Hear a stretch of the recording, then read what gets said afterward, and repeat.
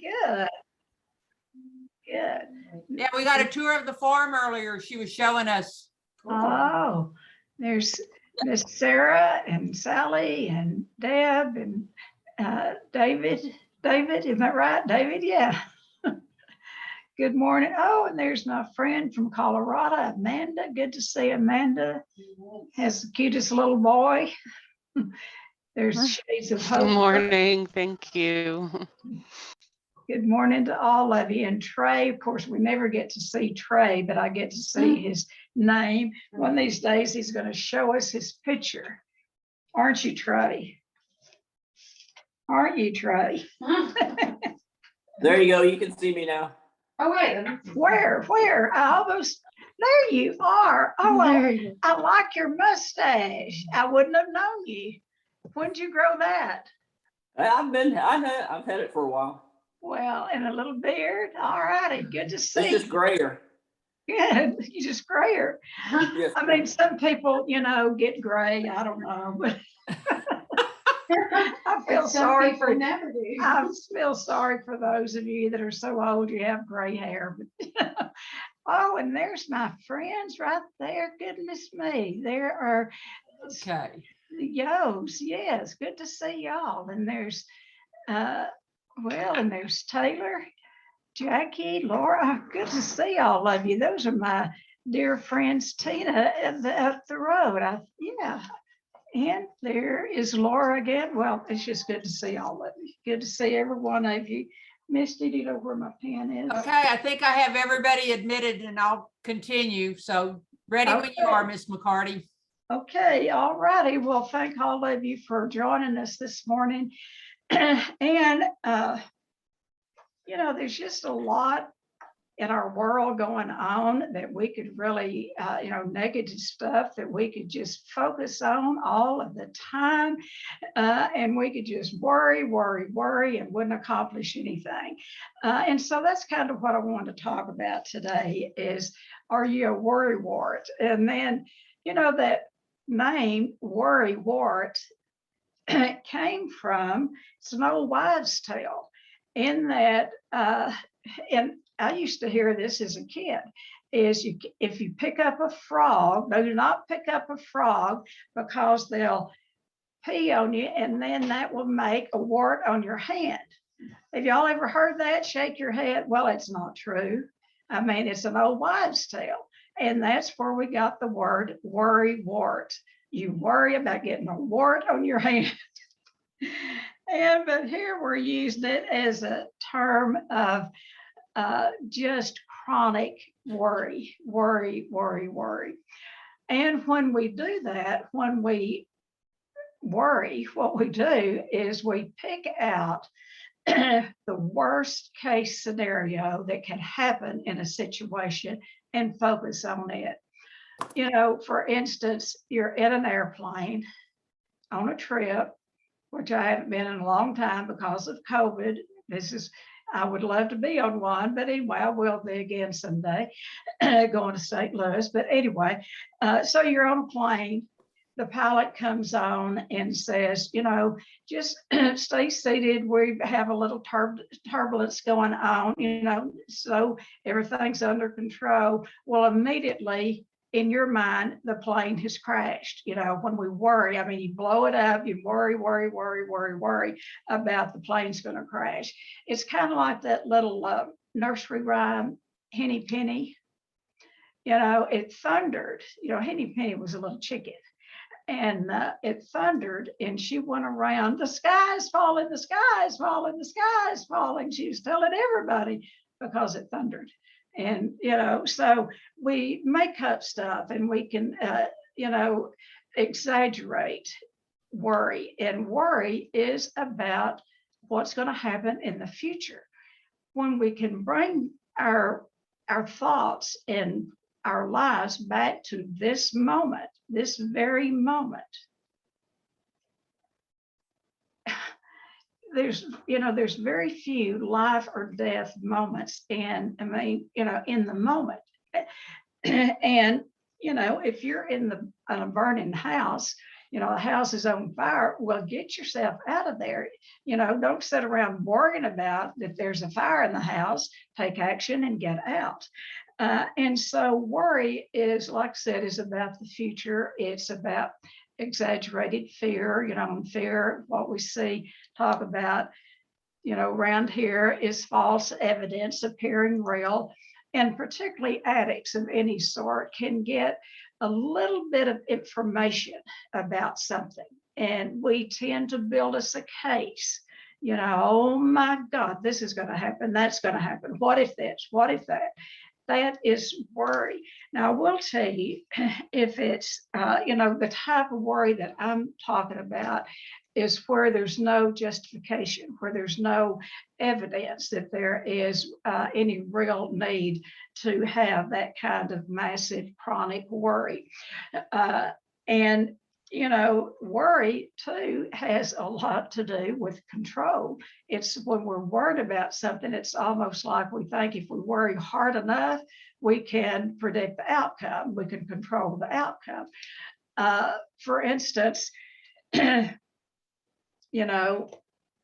maybe you have a loved one that's maybe coming home for the holidays or something, and maybe you hear that or they called or something and they're in a storm, and that they'll be late getting home, getting to the house because of the weather.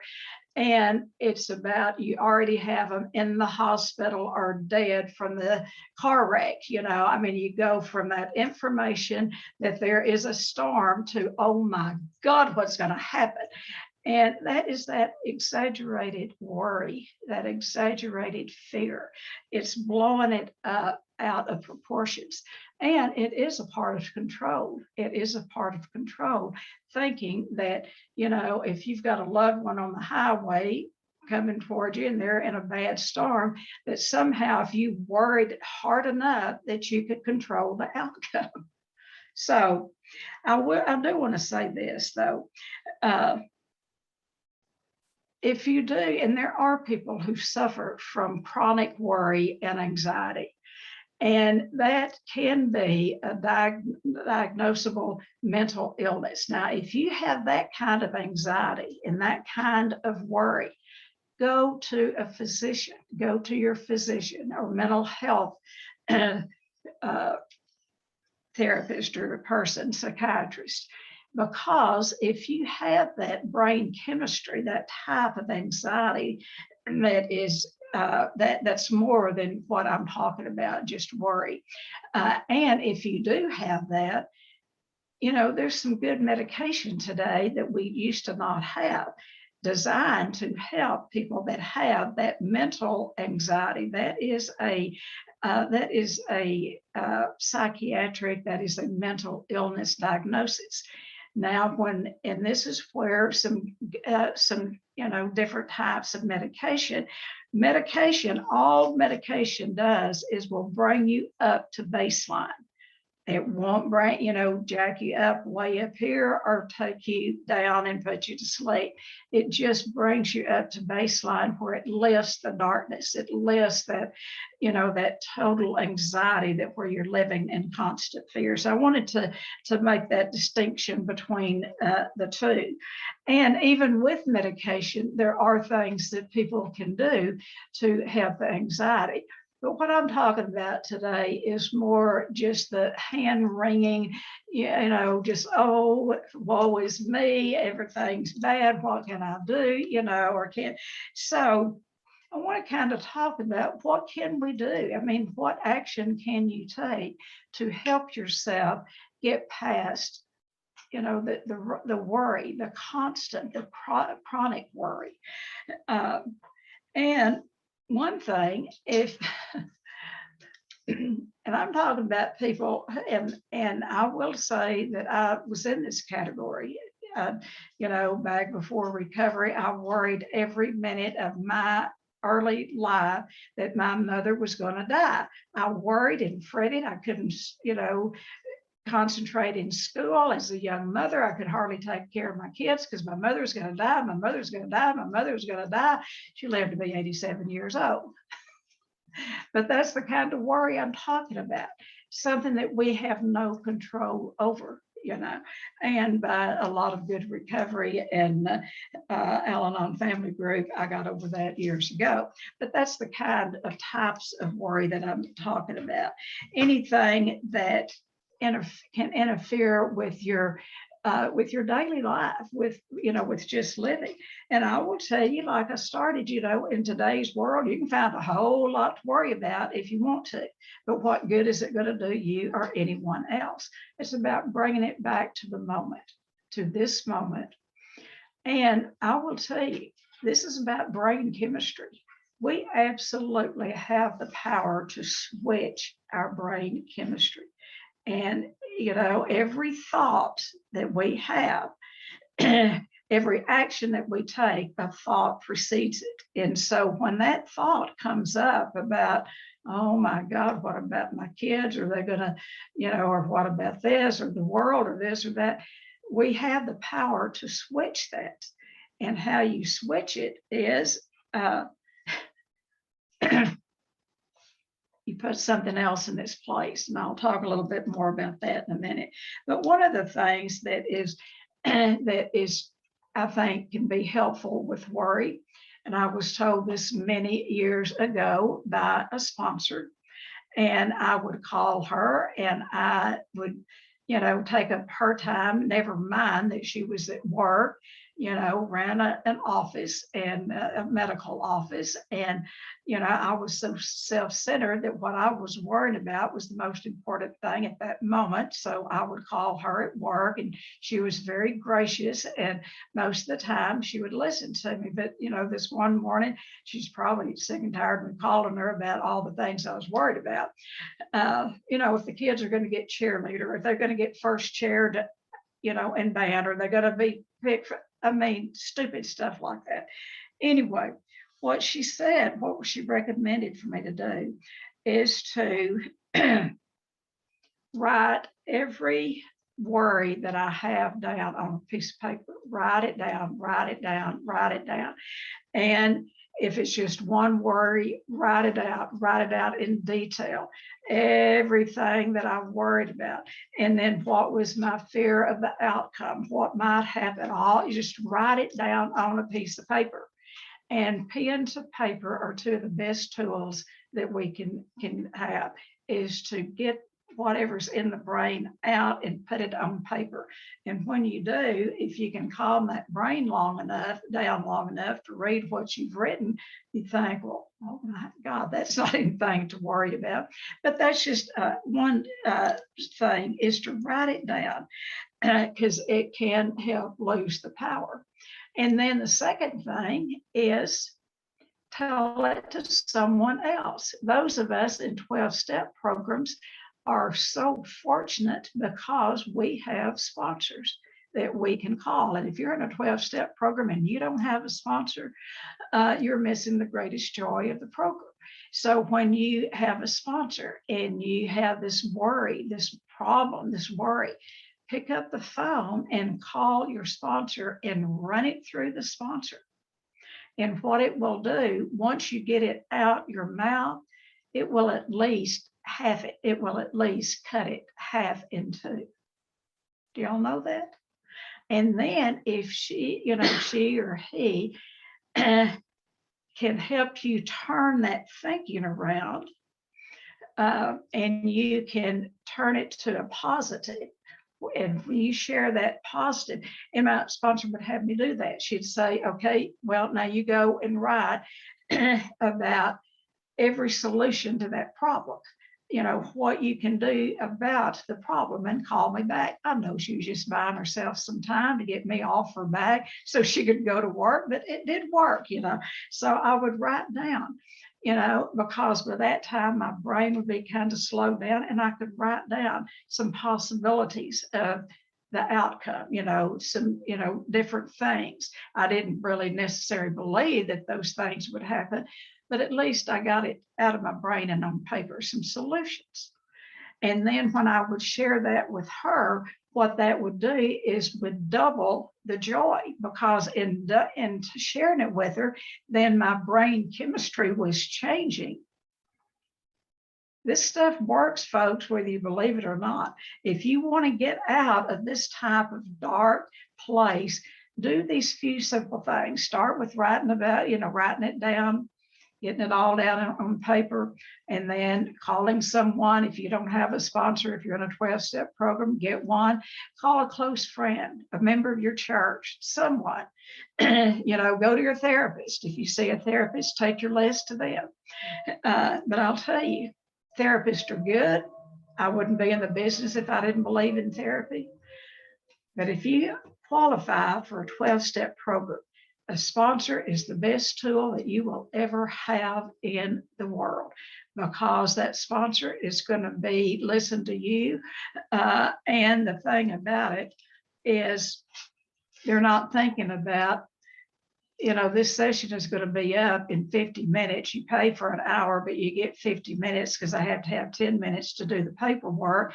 They're not looking to see it when your time is up, and they're not wondering, you can just leave that check at the desk as you go out. And therapy is good, and I do it, and I'm paid for it, and I am not putting it down. And so you have therapy plus a good sponsor. That is a winning combination.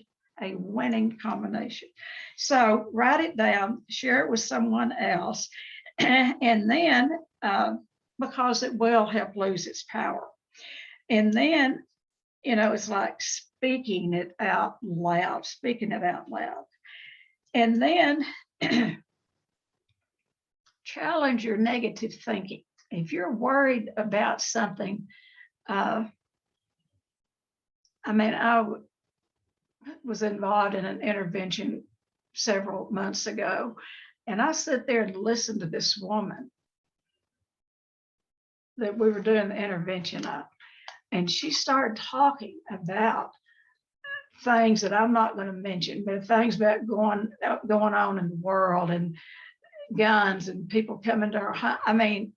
Things that were, she really believed everything that she was saying. She believed everything that she was saying. And when you take something out of context, when you read something and then you just put it in your brain and then you build on that, it becomes a reality to you. And this woman, it was her reality that someone was going to come to her house and kidnap her and all this. So anyway, when you read something or you hear something negative and you have a negative thought in your, we used to say it takes 6 times the positive to overcome one negative. Well, I'll tell you, I think it's more than that today. There's a lot of negativity in the world. And so it takes more positivity to overcome that. And so challenge that negative thinking. Do some research of your own. Find out is what you're worrying about. Does it have any, is it any really grounds to worry? Like if a worrier can worry about anything, a chronic worrier. Do I have any chronic worriers on here? Shake your head if you have been or are today. And it's all about what's going to happen in the future. It's not about what's going to happen in this moment. And so gather some information. And that's what our brain is for. God gave us the brain to use. And if you can bring it back to the moment and really do some investigation, and does all this, what I'm worrying about, does it warrant this amount of energy and power that I'm giving it? Investigate it. Use your brain for that. And then ask yourself where is the evidence? Where is the evidence that this is going to happen to you or to your family or to, your job or to whatever? Where's the evidence? What are you basing it on? Are you basing it on simply fear of the unknown? So, and then when you're worrying, like I'm saying, it's just a waste of time to do the worrying. With every problem, there is a workable solution. Do y'all agree with every problem, if it's really a problem? Now, if you are imagining the problem, but if there's really a problem that you have some worry or concern about, there is a workable solution for it. And one of the things that I encourage people to do, and I don't know if someone told me, I think I made this up, but who knows? I mean, it doesn't matter. But anyway, it's worked for me for many, many years. Is when I am really worried about something or concerned, I have a big decision to make, or, wringing my hands about something. What I do and what I encourage other people to do is come up with 3 options. And we tell clients this all the time. Come up with 3 options. And, if this happens, what will be the consequence if you take this option? And if you take, door number 2, if you take option number 2, what's the consequence? Number 3, what's the consequence? Always go to the end, think it out, think it through, and look at what the consequence is if you make this decision. And are you willing to live with the consequence? If you're not, you might not want to go that route. But look at with every problem, with every worry, you need to have at least 3 options. If you get more than that, you get overwhelmed. But 3 options. This is what I could do about this problem. And then what is the consequence? I'll give you for instance, that we deal with all the time at Shades of Hope. We don't come up with recommendations just for the heck of it. We've been in this business for over 40 years, worked with every type of client, good, bad, indifferent, sick, sicker and sicker, and, and all of that. We know what we're doing. And when we don't, by the grace of God, the only reason we can do what we do is because of the grace of God. So when we make recommendations to clients, and this is one that absolutely is my favorite, particularly for parents, so let's say we have someone in a 4-day. And it's obvious that they need more time. They need a lot more time than what they're going to get. We just kind of peel the scab off. But anyway, so we'll recommend to go into inpatient treatment, either here or somewhere else. It doesn't have to be at Shades of Hope. Treatment, and let us help you find someone where if you don't want to come here. And then, so what I will hear is, you just want my money. Yeah, that's the only reason we're doing this. And, if you don't go into inpatient treatment, we are going to have to close the doors. So it's things like that we get to deal with.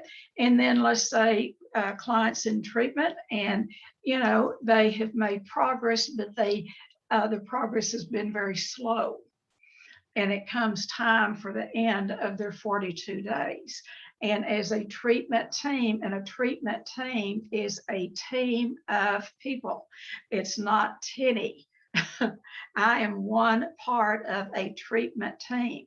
It is people that have worked with them. And if you really want to know what's going on with the client, you ask your techs, your midnight techs, your evening techs, people that are there with them when the therapists are gone.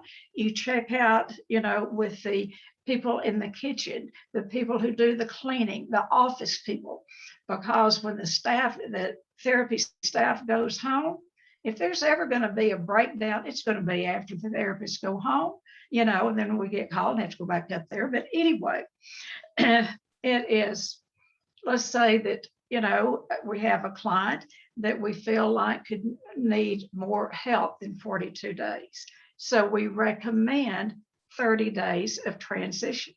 Some of them, I will tell you, and y'all know it, and some of you have done it, some of our clients need 6 months to a year, and we're not the only treatment center that recommends that.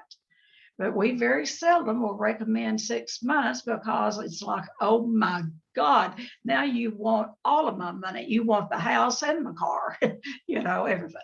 So, we very rarely will recommend long-term. We take it 30 days at a time. But let's say we recommend 30-day transition for people. And the first answer is no. I can't do that. I can't do it. I've got a job, I've got kids. And so what we say is use those 3 options. What are your options?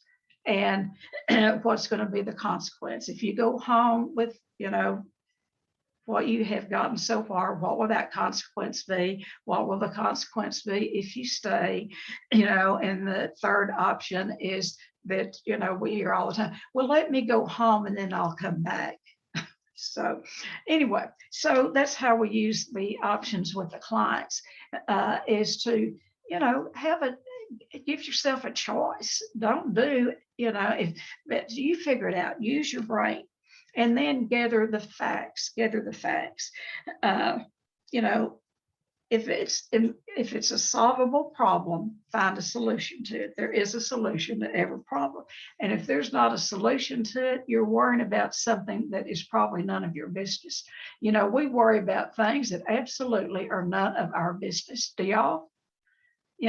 I don't anymore, because by this afternoon, I may have a big case of worry, but I really do not worry today. I don't. It's just that I can certainly get concerned. I don't live in la la land. I can get concerned over things, but I don't waste my time worrying over things that's really none of my business.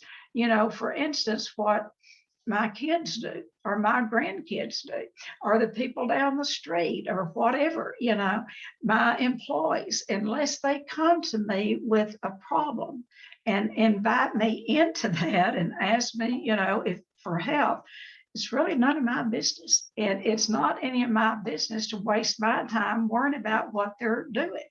Now, if you've got an active addict in the family, you're going to be concerned about them. You are absolutely going to be concerned about them. And, the best gift you can give the addict in the family is love them where they are. Love them where they are. Somewhere along the line, now in Al-Anon, we did not learn this. In Al-Anon, what you learn in Al-Anon is to detach with love. People think they leave off the love part, they just hear detach. So you're telling me don't have any contact with the addict in my life. No, we're not saying that. We're saying detach with love. You pull back, take care of yourself. And when the addict asks for help, or if there's any way that you can throw them a lifeline, if it's not throwing yourself to them, giving yourself away, if you can help an addict, by all means, help an addict. It's not about, sitting and just worrying about them. You can, it doesn't, it makes absolutely, I will just give you, I have permission from my daughter, Kim, to share things, her journey and our journey together. And I've told her many times is, many nights I'd lay in the bed and worry about Kim. I've been concerned about my other children, but Kim was the one I was the chronic worrier about. It was always about Kim. I don't care what else was going on. And then there's Kim. I loved and adored, and I still love and adore my daughter. But I worried about her because I knew what I knew what she was doing. I would make up, where she was at and who she was with and what she was doing, and that she was dead on the side of the road, or that she was in the bed and overdosed. I would make up the worst things that could happen to my daughter, the worst things, and not get a night's sleep. And then a couple of days later, she'd call and say, what's going on, Mom? And how are you? And, I wouldn't tell her I've been, awake for 2 days worrying about you. She'd say, oh, well, she would be living in Austin. She'd say, oh, well, we went camping for 2 days, and would be telling me about her camping trip or something fun that she had done. And here I had wasted 2 days of worrying about her. That's what we do with addicts. it is about learning to put them in God's hands and go on about our business. And if you want to waste your time worrying about them, go for it. But it is a waste of time because, for anyone, only people that we're really responsible for if we have minor children in our home. And by the way, if we have adult children living in our home, those of you that are adults and you're living at home, I want to give you a hint.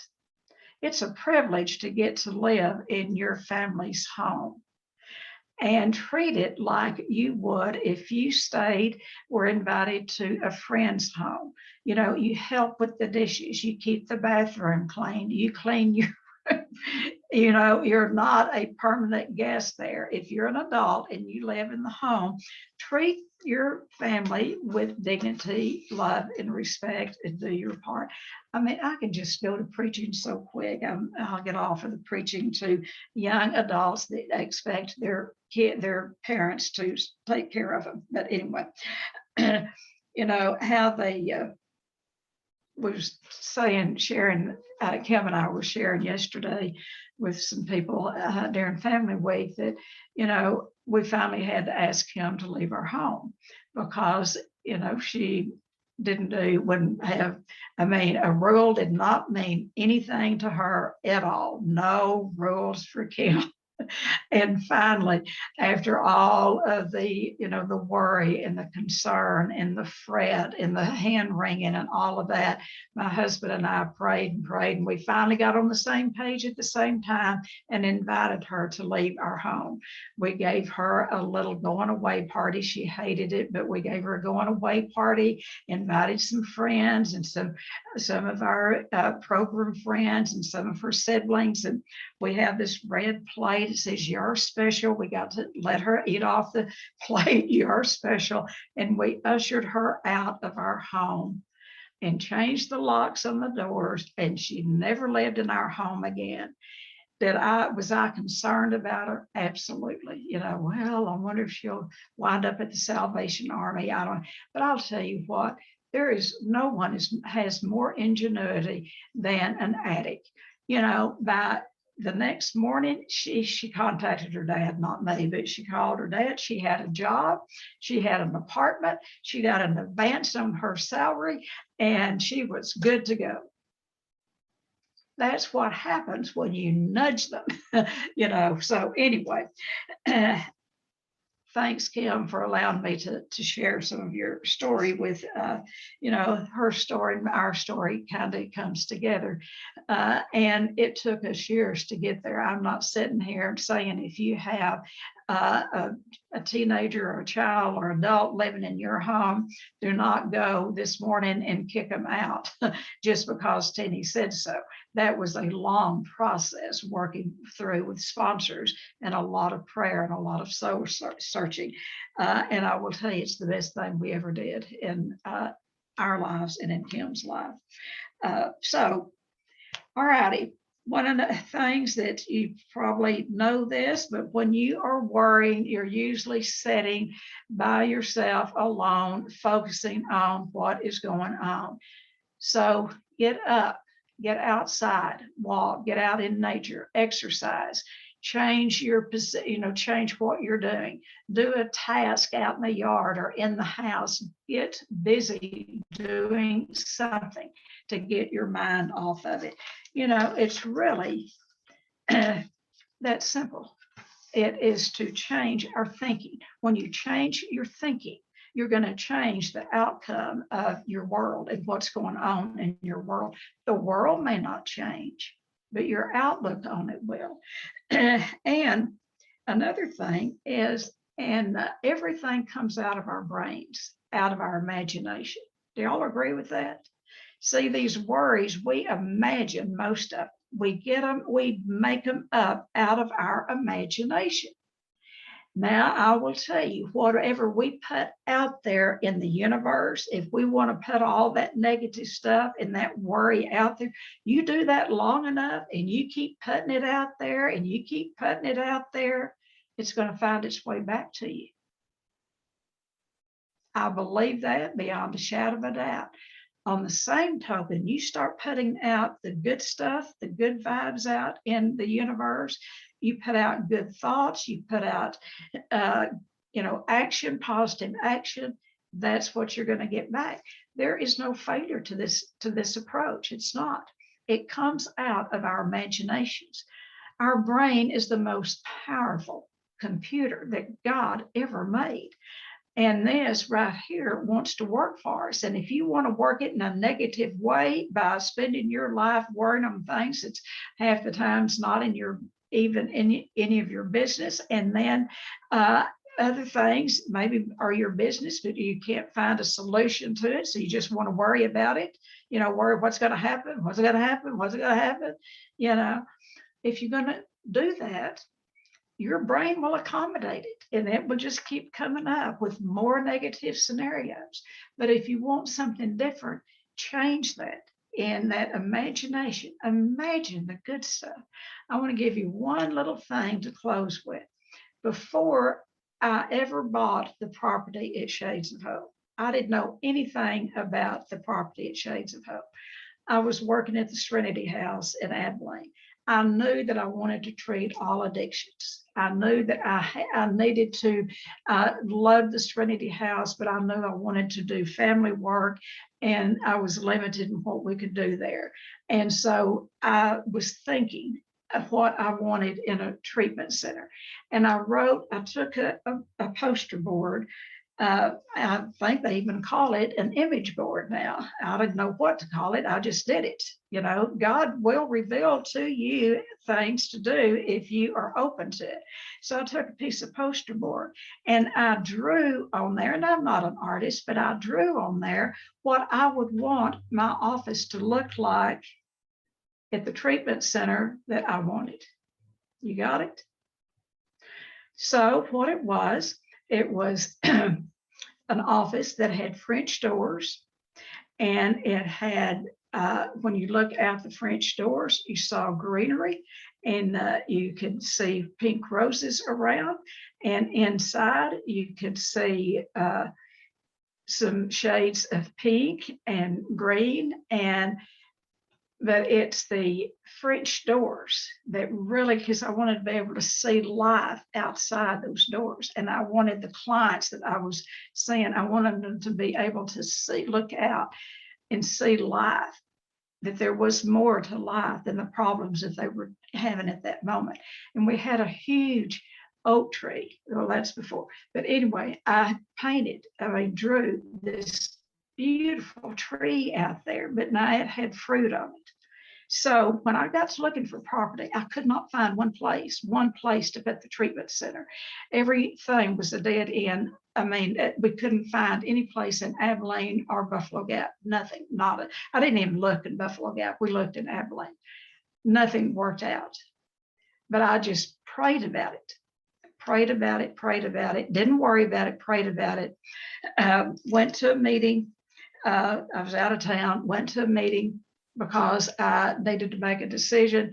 The Serenity House wanted me to either resign or commit to staying there. It was in December, and they gave me a call, my daughter, and said, we need to hear from your mother where she is going to resign or if she's going to stay with us. And Christy called me and she said, Mother, they are serious, because we've been doing this for a year. They are serious. They do want either your resignation or they want a commitment.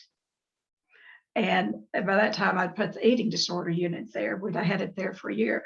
And if I made the commitment to stay there, they wanted the eating disorder unit included in the whole ball of wax. So anyway, so I knew I didn't want to do that. So I wrote out my resignation, called Christy, had her type it, told her to sign it. She could sign my name as well as I could, had her to drop it by there. And she said, it was before cell phone. She stopped and called me, Mother, are you sure? And I said, yeah, turn it in. I turned it in without knowing any place where I was going, anything. I knew I could be a housewife. I've had that down. I knew I could go home and just not work. I didn't have to work. This was a mission. It was a passion. New Year's Eve came around. We came out to Buffalo Gap to a party that's right across the alley from where I live now, right across the alley. And there were cards playing, people playing cards and all, and I have ADD and I could hear several conversations at the same time. I had worried frantically about where I didn't really worry about it, but I was concerned about where are we going to put the treatment center. But I knew that everything I'd done, the doors had closed, but I knew that I had to leave the Serenity House. So I didn't have a place to go. It was New Year's Eve. I didn't have a job, wasn't going in place. I sat there, and I wanted you to keep in mind that the property where Shades is, when my husband would be running, drunk and out and crazy, and I was crazy, I'd get in my car and I'd come out here. I didn't know anybody. I didn't know who owned that property, but I'd walk under those oak trees because it settled me. I'd go out here and walk. All right, so fast forward, I'm at a New Year's Eve party, listening to people, and I heard that Mulberry Street Market had closed, and that's what used to be at Shades, Mulberry Street Market. It was a restaurant, and it was small, high-end shops, and that dogs had taken it over, hobos were living there, and the woman wanted to sell it. That is how I found Shades of Hope. And that was December the 31st, and by January the 7th, I had no money to start a business, nothing. All business was bad. I talked that woman into selling me Shades on a lease with an option to buy. And where I came up with that, I don't know. That was a God deal. Long story short, those of you who saw our old building and saw my old office, that's exactly what I had drawn on that poster board. It had French doors, hues of pink, particularly in the morning, and at night and evening when the sun was shining, greenery everywhere. I imaged that many years before. If you don't think your brain is powerful, and if you just try this using your imagination and inviting God into it, don't try to do it by yourself, and then let it go and live your life and see what happens. And the worry will go to the wayside, I believe. So that's all I have. And like I said, use your imagination and visualize the best of the situation and not the worst of the situation. All right, I've got some people on here that know a lot about imaging and about forward thinking. And I'm going to step out here and ask my friend Tina if she would speak. Tina, would you share with us this morning? Would you be open to? Tina Yos. Maybe she, hello. Tina, Hello. Yeah, these are things, some of the things that you helped teach me many years ago. Do you remember? I do. We go back a long way, don't we? I do. And I remember your office with those French doors. Yeah. Yeah. Yeah. Share with us. Oh, Do you have anything you want to share? well, no, well, I'm trying to think, kind of put me on the spot. I know. What I've always known about you, Tina, is your forward thinking and your positive outlook. And you helped me with that many, many, many years ago, that small group that we had. So if you have anything to share, well, if not, well, maybe next week. Well, I do appreciate you saying, I've had to have some talks with myself lately, just scaring myself about what might be coming in the winter. And I like what you just said about use your power of your imagery in your mind and your prayer to pray for the best and expect that. And I do that all the time for parking places. It's like, well, where's my parking spot? I'm surprised when I don't find one, and then there it is. So I need to be that. Where is my good day? I know it's here. I just haven't seen it yet. So I've gotten in a rut of scaring myself and probably listening to too much news. So, Yeah. So I've been listening to you, and I need to be around more positive thinking and be outside like you said, connect with that and deep breathe. That's one big thing, is taking deep breaths. I'll start Yes, I hoping. had that on my list and forgot. Yeah. That's why I wanted to listen today, was to remind myself of things that I've forgotten, Yeah, yeah. or starting to practice. Yeah. Well, I'm glad you're here, and I want to thank you. Thank you for the impact that you made on my life many, many years ago. I don't know that I've ever told you that, or have ever thought, thanked you for it, but you did. You made a big impact. I can't remember the other women's names, but I certainly remember you. So thank you. And you know, last winter I was thinking just the other day about last winter, and I'm going to be more prepared this winter. It grabbed us by surprise. And I was telling Kim the other morning, I said, we need to get a generator for the house. We had bought one, or some friends brought us one down for the center from Amarillo. I mean, that was a God deal. And so I said, we need to get one for the house. And then I just kind of forgot about it. And we were watching a show on TV the other day, and the other night, and I said, oh, Kim, we need to remember to get a generator. And she said, Mother, you're really on that, because that's twice you've mentioned it to me. And I want to buy a generator now for my home, whether I ever use it or not. I don't want to wait till we need it, because that was a bad winter. And and I will tell you, I said that I don't worry. I don't worry enough sometimes. I did not get that concerned. And had my children not been more concerned about me than I was, I could have froze to death in my bed, because I wasn't scared. I wasn't scared. I wasn't worried, and they got me out of the house. So anyway, we're going to get a generator. Thanks, Tina, for sharing. And who else would like to share about? All right, Miss Jackie, come on. Jackie? Unmute. Jackie. Got it. Okay, sorry about that. For some reason, I'm having computer technology issues. It's always me, though. Thank you for the topic today, Tennie, because I can recall just 4 years ago when I was there, how I worried about every single thing that you can possibly fathom going wrong. I worried my daughter wasn't going to live with us. And not only did she come home and live with us, she thrived. I worried, were we going to have a relationship? Our relationship is stronger today than it's ever been.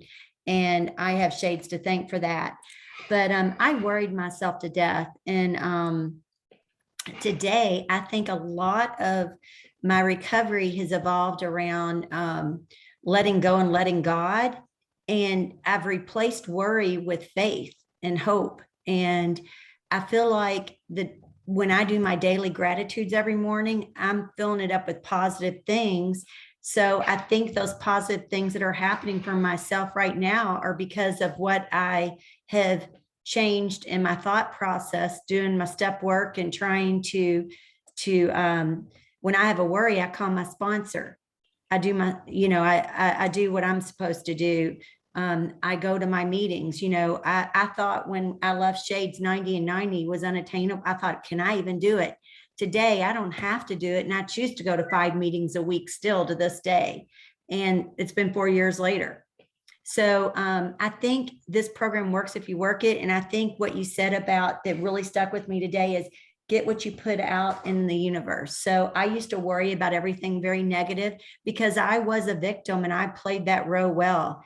And everything was woe is me and poor pitiful me. And don't you feel sorry for me? That's how I got attention. And today I don't have to put that out there to get what I need. I can do it through my bended knee, basically, and letting go and letting God. And a perfect example of that is last November, my husband and I decided to sell our home and sell everything. And to this day, we have no idea where we're going to live. We just knew we were ready to make a change. He retires in February. We don't even know what state it's going to be, if it's going to be west, if it's going to be south. We just rented a house, sold all of our stuff, and maybe Texas, you never know. But we literally just sold our house and got rid of it. And to this day, I don't worry about where I'm going to live. I'm just living my best life. Mike goes, you know what? I may never want to buy again. It's just so fun and wonderful. We travel. We've gone on lots of trips. We have no worries. We're just living our best lives over here. And I think that has a direct correlation to what I'm putting out in the universe. I'm getting back. Yeah. And And that's all I have. you are a miracle, absolutely a miracle. So put BG on the top of the list, at least give us a consideration. You Okay. got it. Of course. Of course. You're my favorite people and favorite everything there, so of course Well, you could be there. Buffalo Gap is it's in the top 3. Well, it is booming right now, so it's growing. We've believe got it. A Dollar General, and we've Wow. got a dollar store down the highway that's going in. Wow, that's big stuff happening in Buffalo Gap, let me tell you. It really is, but there's lots of, they're building houses 60 at a time, 40 at a time. It really is growing. So, all righty. And thank you. I want to thank you for doing, I always want to thank you for doing that Tuesday night alumni. And it is a huge responsibility, and you do it in such a gracious way. And I thank you. Thank you, thank you, thank you. And if any of you are willing to speak, please contact Jackie or contact us, and we'll pass your number on to Jackie. All righty, who's next? Adrian. Adrian, okay. Where's Adrian? I'm right here, Tennie. Right there. How are you? Life is so rich and full. Isn't it? It is so good. So what I have found with my concerns, my worry, my fears, my obsessions that I can sometimes get are the steps. To use step 1, to write them down, to get a bigger God in step 2. And then I use the 3rd step prayer. God, I offer Allison. God, I offer Steve. God, I offer whatever to you to build with it and do with it as you will, and to relieve me of the bondage of self. And then I look at my defects that are getting in the way. I use the fear prayer. God, remove this fear of, and show me who you want me to be, not do. And I get to be a woman of faith. I get to be a woman of courage. I get to be a woman of love. I get to look at the opposite of my defects and have God lead me and show me. And it says in page 86 through 88 of the big book, when you don't know what to do, pause, pray and use spiritual energy. I don't know sometimes what those 3 options are. I have to wait for the guidance and the answer. So that's what I've been doing on some things today, and meditating and being still. I got some answers today. I need to take some action, which will give me that sense of peace. Yes. And I'm praying for the willingness to take that action, Yeah. because it's kind of scary. But all I have to do is take that first step. So I'm trusting I have a bigger God today. I did step 2. I did my 1 and to God today. God, I need you to be bigger. And so I'm taking that action in faith. That's why I showed up today, to get the answer, the solution, to get that reinforcement. And I know the steps are my answer. And Al-Anon rocketed my program up. It really did. To really realize that I am powerless and that I have a bigger God. So, and Tennie, after I left Shades of Hope, and that was what, in 92, I made a God box. I use that God box today. It is stuffed full And I'll never forget when my daughter came out with my God box and friends were there and she started reading what was in my God box. And I was amazed at what God had taken away. So I still use my God box. It's kind of tattered and torn, but it still works as powerfully as it did back then. It does today. So thanks for letting me share. Oh, it's so good to see you and thank you. And would you be willing to speak on the alumni meeting some Tuesday night? Would love to. Okay. And, for 12-step people, I mean, the steps is a problem solving process for any problem that we have. And thank you for sharing that. So if you would call the office or somehow get Cam your phone number so I can have Jackie call you. We would love for you to speak on the alumni. 92, that's a long time. It's good to see you. Thank you. All righty. Anyone else? And Tennie, thank you for speaking at the Dallas convention. You were awesome. So thank you. Oh, thank you. I always love to, to just share. I mean, hoping that what I might say might touch someone. It's all a God deal, but thank you. Thank you. Good to see you. And we'll be looking forward to hearing you on the call. Can y'all get that? She was here in 1992. Yeah. All righty. Who's next? I'm going to call on Cora if you don't talk because you use this process all the time, don't you? Yes, I have seen you, heard you. absolutely. So as you know my story, but I'll share it with everybody in the hopes it helps somebody. So I was one of those people who felt that if I didn't worry about everything, the outcome would be wrong. So I worried. So I have learned with a lot of hard work recently that whether you worry or not, the outcome's going to be the outcome. And if you give it a good letting alone, right, Tennie? Give it a good letting alone for any situation or person that you have in your life that you worry about. My oldest son is the example I'm using. And I worried. And then I thought, you know what? Let it go.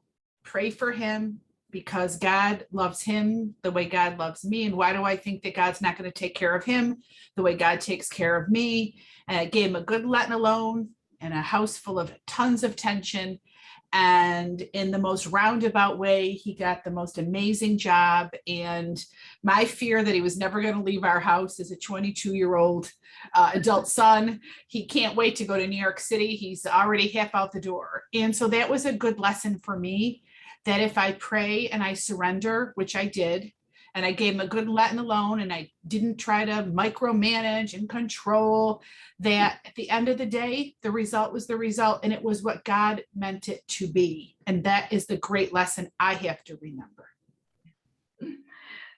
Thank you. Thank you, Cora. And I had the privilege of watching you go through that process or listening to you as you went through that process.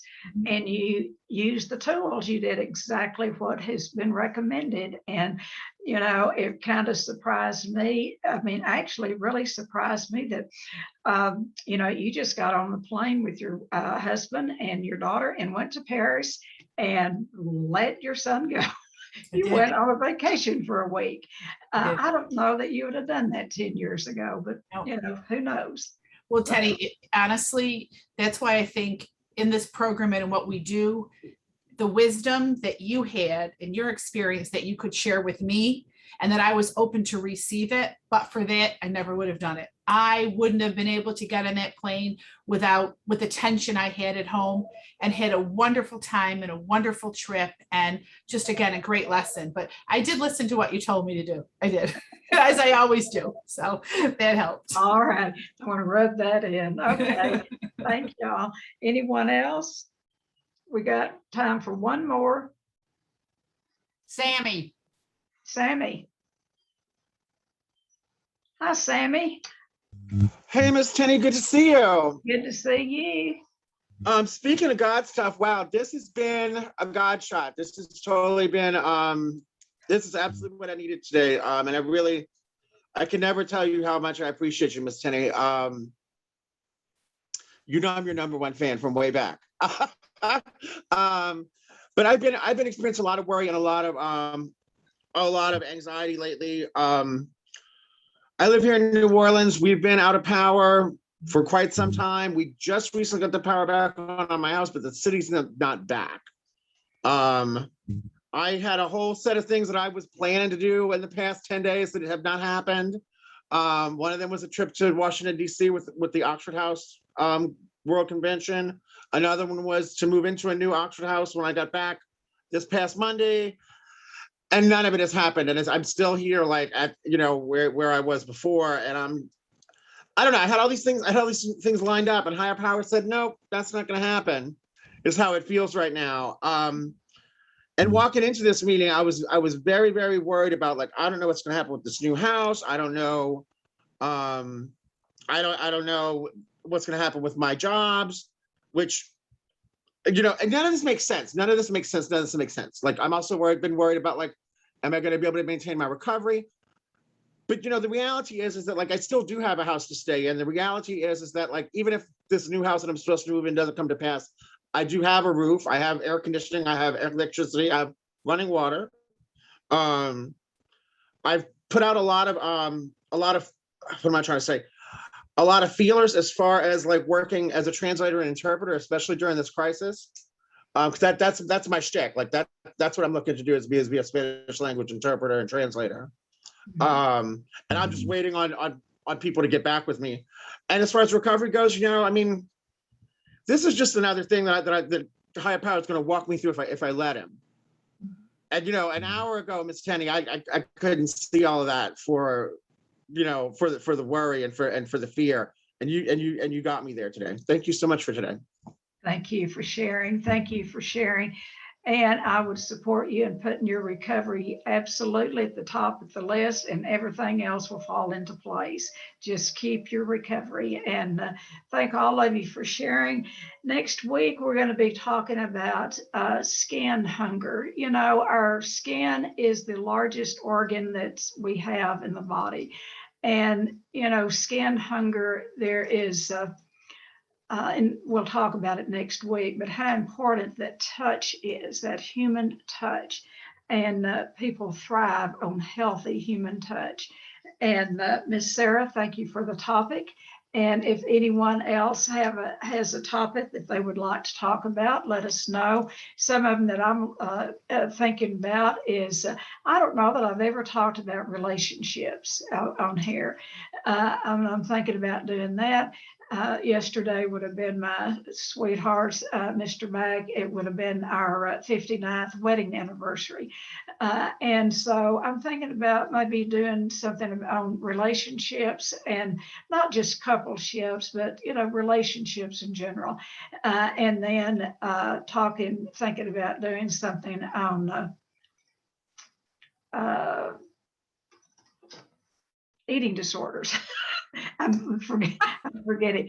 No, really talking about maybe helping with the Miss and I have been talking about maybe either doing it here or on another video of how to incorporate the simple meal plan from Shades, implement it into your family, where you do not have to feed yourself separate, you do not have to cook separate meals, and how to implement that in a healthy way in your meal plans. So those are just some things coming up, but we want to talk about whatever you want to talk about. So if you have some ideas, be sure and let us know. And with that, anybody have anything else? Have a great week, and we will see you Taylor, next week. Have you shared on the alumni yet? Have you? Yes, I have. I shared last night. Well, no, I mean, told your story. Oh, no. Okay, well, all right. Okay, I didn't think so. I'll get Jackie your phone number, Taylor. Oh, Cam, throw me under the bus. What about Chris? Has he shared his story? Chris, have you shared your story on the alumni? Bonnie, it's been a while since she has. Okay. I didn't think I really had a story. Chris, have you told your story for on the alumni meeting? No, No, I just never really thought I had one. Oh, well, you do, because I've worked with you. Yes, you do. And you have recovery to go with it. And it's a long history. So yes, so with your permission or without it, we're going to give Jackie your number. That's Will fine. that work? Yeah. You're a great speaker. You have a lot to share, particularly for people with children and families. People need to hear you and your wife and the progress that you're making. It's progress, not perfection. All righty. I'll get those numbers to you, Jackie. Please do. All righty. And Bonnie needs another go around. It's been a while for her. Sarah, I think it's been a while. So anyway, we'll get you a list. Deb, has she shared hers? Oh, we'll be on here. Deb needs to share hers from the family point of view. It's real important for families to encourage other family members. And, not only because I know some things about Deb, that she has her own recovery. And so it's not about her family members' recovery, it's about her recovery. So would you be willing to share, Deb? All righty, we got another one on the list. Okay. Okay, Charles, we're gonna get you too. All right. Y'all have a great day. A great rest. Love y'all. Love all of you. Bye-bye.